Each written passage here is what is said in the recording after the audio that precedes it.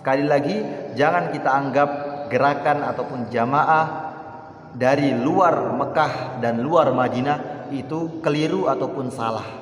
Dan kita juga tidak boleh menganggap apapun yang dari Mekah, dari Madinah itu yang betul. Nah, tapi kita lihat bagaimana sesuai dengan Al-Quran, sesuai dengan hadis, sesuai dengan ittifaq ijma' para ulama, ijma' para sahabat. Nah, apa tidak? Nah, kalau sesuai maka kita ambil, kalau tidak ya kita tinggalkan. Wallah.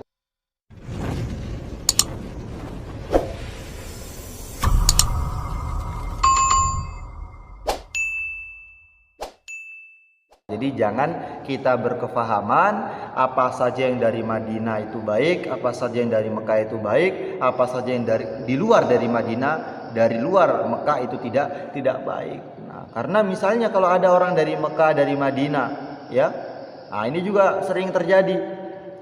Dia tidak berilmu, kemudian daftar haji, syukur alhamdulillah bisa haji. Dia tidak berilmu, misalnya di kampungnya dia sholatnya pakai mengeraskan Al-Fatihah, mengeraskan bismillah di suratul Fatihahnya. Bismillahirrahmanirrahim. Alhamdulillahirabbil alamin. Arrahmanirrahim sampai selesai. Nah, dia haji sampai Mekah, sampai Madinah. Allahu akbar. Alhamdulillahirabbil alamin. Nah, tanpa mengeraskan suara bismillah ataupun tanpa bismillah. Pulang ke Indonesia, dia sudah disebut haji, otomatis orang menghormati. Ketika sholat dia dipersilakan menjadi imam. Ketika sholat Allahu akbar, alhamdulillahirabbil alamin. Nah, langsung satu kampung geger. Satu kampung geger. Satu kampung akan otomatis menyalahkan orang ini. Nah, kita jangan salahkan kampungnya, jangan salahkan orang yang di kampung itu. Nah, walaupun mereka menyalahkan itu pun keliru juga. Kenapa? Karena memang tidak salah orang sholat dengan tanpa mengeraskan suara Bismillahirrahmanirrahim. Tapi yang keliru cara orang ini. Nah, cara orang si haji ini. Jangan dia mentang-mentang di Mekah tanpa mengeraskan basmalah ataupun tanpa basmalah, kemudian dia pulang dibawa ke kampungnya juga tidak ada bismillahnya.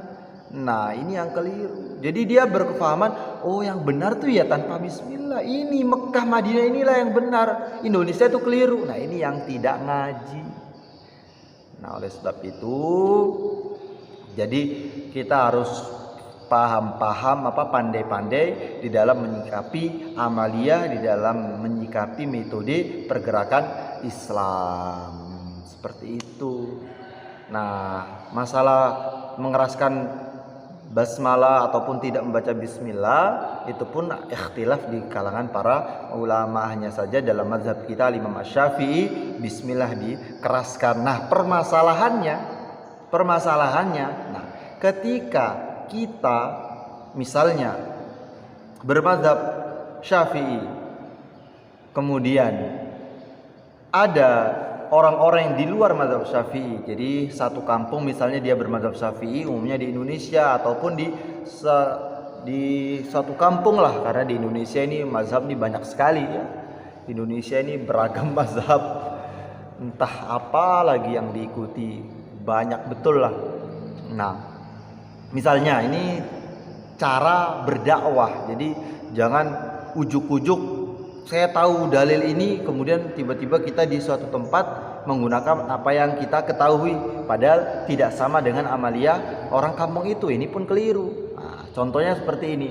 Di suatu kampung umumnya dia sholat dengan mengeraskan basmalah.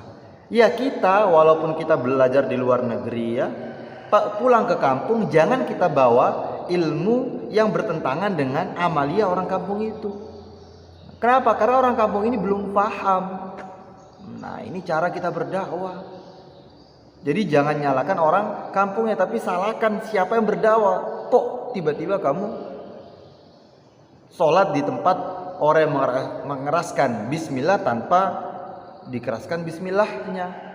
Nah, berbeda halnya misalnya di pondok pesantren ya, ataupun di tempat-tempat ahli ilmu ya, sehingga paham perbedaan antar mazhab, perbedaan pendapat di kalangan para ulama, sehingga mereka terima. Jadi tidak ada konflik di antara sesama kaum muslimin di daerah tersebut. Ini cara kita berdakwah. Jadi jangan langsung apa yang kita pelajari di luar tempat kita tinggal kemudian kita bawa, padahal pelajaran itu berbeda dengan apa yang ada di kampung tersebut, karena memang khilaf di antara para ulama. Wallahu a'lam.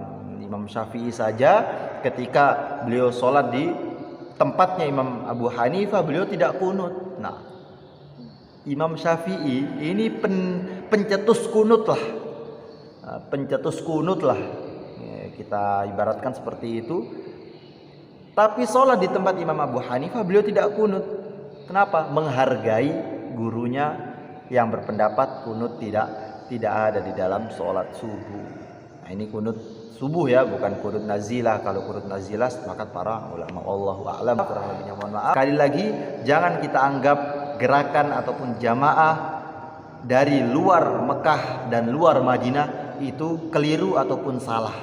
Dan kita juga tidak boleh menganggap apapun yang dari Mekah, dari Madinah itu yang betul. Nah, tapi kita lihat bagaimana sesuai dengan Al-Quran, sesuai dengan hadis, sesuai dengan ittifaq ijma' para ulama, ijma' para sahabat. Nah, apa tidak? Nah, kalau sesuai maka kita ambil, kalau tidak ya kita tinggalkan. Wallahu a'lam. Kurang lebihnya mohon maaf. Assalamualaikum warahmatullahi wabarakatuh.